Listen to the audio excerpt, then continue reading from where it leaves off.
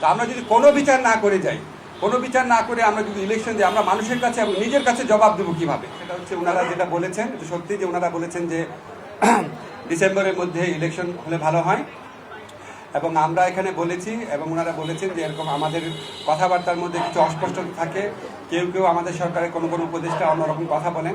আমরা এটা ক্যাটাগরিক্যালি বলেছি যে যেটাই বলুক না কেন, আমাদের প্রধান উপদেষ্টা জাতির উদ্দেশ্যে দেওয়া ভাষণে বারবার যেটা রিপিট করেছেন সেটাই দলের অবস্থান। সেখান থেকে অন্য কেউ যদি বেফাস কথা বা অন্যরকম নিজস্ব বিবেচনা শুধু কথা বলেন, সেটাতে তারা যেন বিভ্রান্ত না হন। আমাদের প্রধান উপদেষ্টা ডক্টর মোহাম্মদ ইউনূস উনি প্রথম থেকেই বলেছেন ডিসেম্বর থেকে জুন। আজকে আলোচনায় আমরা কয়েকটা বিষয় স্পষ্ট করেছি, সেটা আপনাদের বলি। একটা হচ্ছে ডিসেম্বর থেকে জুন মানে যে আমরা ইচ্ছা করে দেরি করে করে মে বা জুন মাসে ইলেকশন করবো, সেটা না। ডিসেম্বর থেকে জুন মানে হচ্ছে ডিসেম্বর থেকে জুনের মধ্যে যত তাড়াতাড়ি সম্ভব। যদি আমরা ডিসেম্বরে সম্ভব হয় ডিসেম্বরে, না হলে জানুয়ারিতে, এভাবে বুঝিয়েছি যে ডিসেম্বর থেকে জুন মানে যে আমরা ইচ্ছা করে একটু বেশি ক্ষমতা ভোগ করার জন্য বা এমনি অকারণে আমরা 1 মাস 2 মাস বেশি ক্ষমতা থাকলাম, মোটেও সেটা না। ডিসেম্বরের থেকে জুনের মধ্যে যত তাড়াতাড়ি সম্ভব। এখন ওনারা একটু জানতে চেয়েছে যে সংস্কার যদি হয়ে যায় এত দেরি করার মানে কি আছে।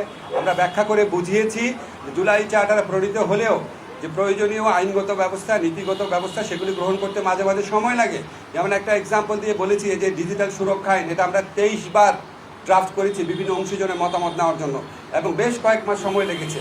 সেজন্য আমরা বলছি আমরা তো পিন পয়েন্ট করতে পারবো না জুলাই চার্টার পরিণত হওয়ার পরও কোন আইনটা কতদিনে হয়ে যাবে, কারণ আমরা তো অংশীজনের সাথে কথা বলবো, ব্রড কনসালটেশনের ভিত্তিতে করবো। আরেকটা বিষয় আমরা বলেছি যে আমাদের তো একটা জনগণের তো একটা আকাঙ্ক্ষা আছে যেন আমরা বিচার করে যাই। আজকে বাংলাদেশে এত হাজারের বেশি তরুণ জীবন দিয়েছে, আর প্রায় 50-60 হাজার মানুষ আপনার শারীরিকভাবে পার্মানেন্টলি ক্ষতিগ্রস্ত হয়েছে, চোখ হারিয়েছে। তাদের যে বিচারের যে দাবি, এটা তো এই গণ অভ্যুত্থানের অন্যতম প্রধান আকাঙ্ক্ষা আছে। তা আমরা যদি কোনো বিচার না করে যাই, কোনো বিচার না করে আমরা যদি ইলেকশন দিই, আমরা মানুষের কাছে এবং নিজের কাছে জবাব দেবো কীভাবে? ফলে শুধু ইলেকশনটা সংস্কার, নির্বাচন, ইলেকশনের ব্যাপারটা সংস্কার, বিচার এবং আমাদের সরকারের গৃহীত কিছু পদক্ষেপের উপর নির্ভর করে। এই জন্যই ডিসেম্বর থেকে জুন টাইমলাইনটা বলা হয়।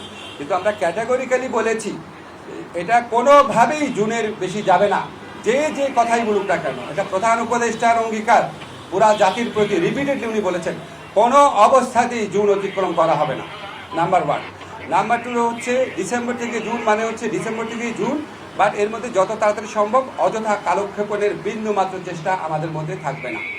নাম্বার 3 হচ্ছে যতটা সম্ভব সংস্কার আমরা করে যেতে চাই।